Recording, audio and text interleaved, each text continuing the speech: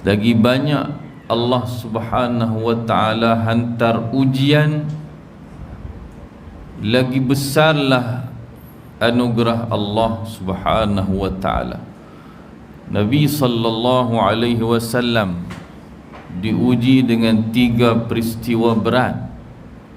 Yang pertama, kehilangan isteri tercinta Khadijah binti Khuwailid. Beberapa bulan sesudahnya, Nabi pula kehilangan Abu Talib bin Abdul Muttalib, ayah saudaranya yang sangat menyayangi Nabi sallallahu alaihi wasallam, bahkan membelanya walau dalam kekafirannya. Beratnya itu bertambah kerana Abu Talib meninggal di dalam kufur.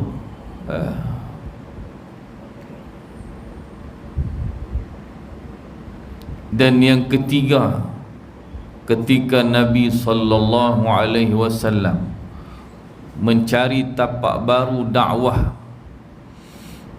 untuk menggantikan bumi Mekah, Nabi menuju ke Taif, dan di situ yang Nabi sallallahu alaihi wasallam dapat hanyalah balingan batu dan juga kejian daripada penduduknya.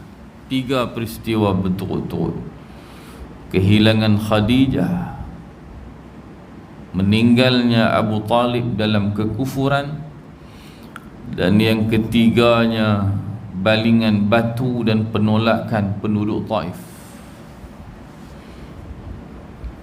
Cuba kita jalan-jalan orang baling batu hari ni,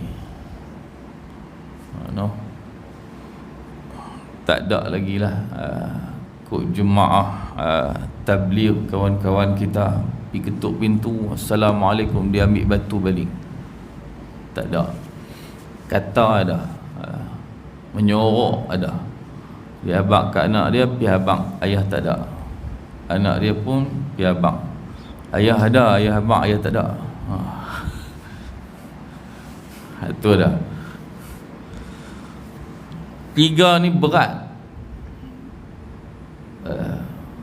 Sehingga ketika Aisyah bertanya selepas beberapa tahun, Aisyah mengahwini Nabi, Nabi kahwin dengan Aisyah, apa peristiwa yang paling berat dalam hidup kamu wahai Rasulullah?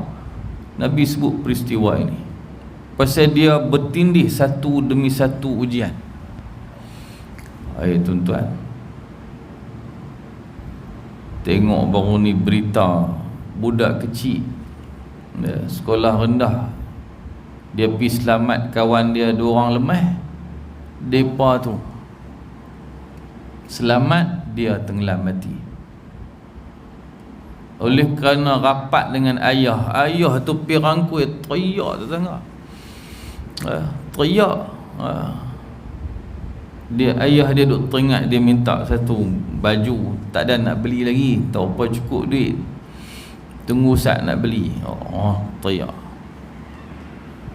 Nampak mak dengan ayah tu sampai jangan kehilangan nyawa ni benda berat.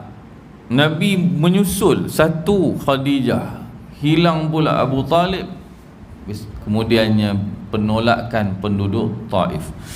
Kemudiannya bila datang 3 ujian, Allah Subhanahu wa ta'ala Maha Penyayang, dia ganti balik dengan 3 kemuliaan, 3 kegembiraan. 1, Addas yang beriman. Saya biasa cerita dah, ada seorang hamba yang menghidangkan anggur kepada Nabi ketika Nabi bersedih dibaling batu oleh penduduk Taif, masuk ke dalam satu kebun.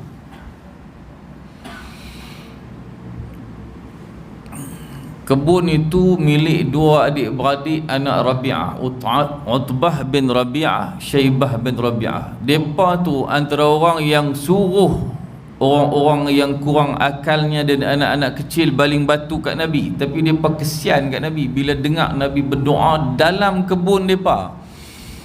Nabi singgah masuk.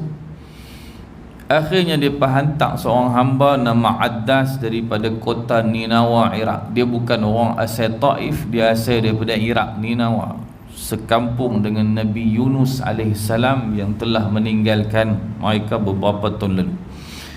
Addas hidangkan anggur kat Nabi. Kemudiannya bila ada hiwar, dialog di antara Addas dengan Nabi, akhirnya Addas tahu depan dia adalah seorang Nabi seperti Nabi yang terkenal di kampungnya, Nabi Yunus bin Matta. Maka Addas mencium bukan hanya tangan Nabi tetapi kaki Nabi sallallahu alaihi wasallam. Kegembiraan pertama,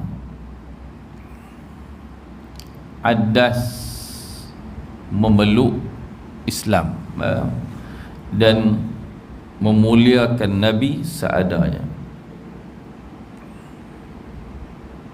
Kemudian kegembiraan yang kedua, ketika Nabi berjalan keluar daripada Taif, dan dalam hadis Nabi membawa kaki bersama Zaid yang menemaninya, Zaid bin Harithah. Nabi singgah di satu tempat bernama Wadi An-Nakhlah. Di situ Nabi didatangi oleh bangsa jin. Nabi tak sedang. Mereka datang mendengarkan Al-Quran yang dibaca Nabi dalam salat dan mereka beriman. Qul uhiya ilayya annahu istama'a nafarun minal jinni faqalu inna sami'na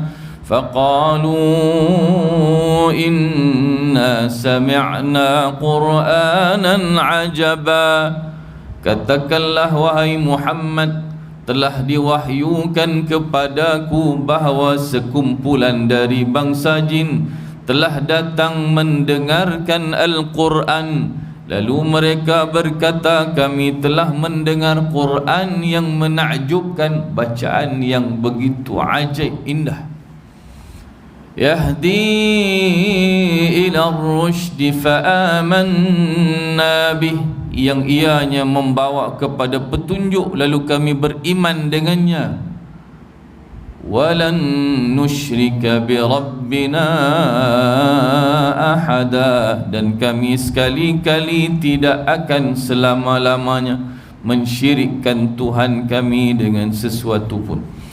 Kegembiraan kedua, keimanan bangsa jin yang datang mendengar bacaan Al-Quran Nabi di Wadi An-Nakhlah, lembah kurma. Dan kegembiraan yang paling besar, Isra' wal Mi'raj.